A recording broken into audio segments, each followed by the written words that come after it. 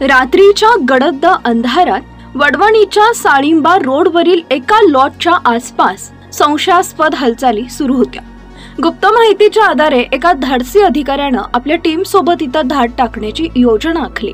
कोणीतरी गुपचूप कारवाईसाठी पावलं उचलत होते, पण कोण आणि कशासाठी परिसरात एक अस्वस्थ शांतता पसरली होती। या लॉटच्या भिंतीमागे काय लपले होते याची कुणालाच कल्पना नव्हती, पण सत्य लवकरच समोर येणार होते। प्रशिक्षणार्थी पोलीस उपअधीक्षक पूजा पवार यांनी वडवणीमध्ये पुन्हा एकदा आपल्या कर्तृत्वाची चुणूक दाखवली। त्यांनी साळिंबा रोडवरील संघर्ष लॉजवर छापा टाकून वेश्या व्यवसायाचा पर्दाफाश केला। या कारवाईत 2 पीडित महिलांची सुटका करण्यात आली, तर लॉजचे मालक परमेश्वर सव्वाशे आणि मॅनेजर रामेश्वर सव्वाशे यांना अटक करण्यात आली। या दोघांविरुद्ध गुन्हा नोंदवण्यात आला आहे। पोलिसांच्या माहितीनुसार गेल्या वर्षभरापासून या लॉजवर वेश्या व्यवसाय सुरू होता।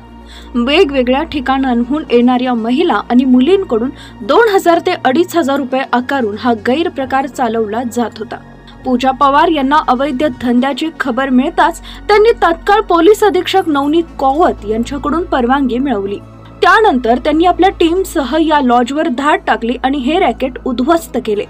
या कारवाईने अवैध धंदेवाल्यांमध्ये खळबळ उडाली आहे। यापूर्वी पिंपळनेर इथंही पूजा पवार यांनी अशाच गैरप्रकारांवर कारवाई करून आपली छाप पाडली होती, त्यामुळे बीड जिल्ह्यात त्यांच्या नावाची चर्चा आहे। प्रशिक्षणार्थी पोलीस उपअधीक्षक असल्यानं पूजा पवार जिल्ह्यात कुठेही कारवाई करू शकतात। त्यांनी जर अवैध धंद्यांविरोधात मोहीम हाती घेतली तर बीड शहरासह संपूर्ण जिल्ह्यातील गैरप्रकारांचा बिमोड होऊ शकतो, अशी आशा नागरिक व्यक्त करतात। या कारवाईमुळे वडवणी परिसरात एकच खळबळ उडाली असून अवैध धंदेवाल्यांमध्ये भीतीचं वातावरण पसरलंय।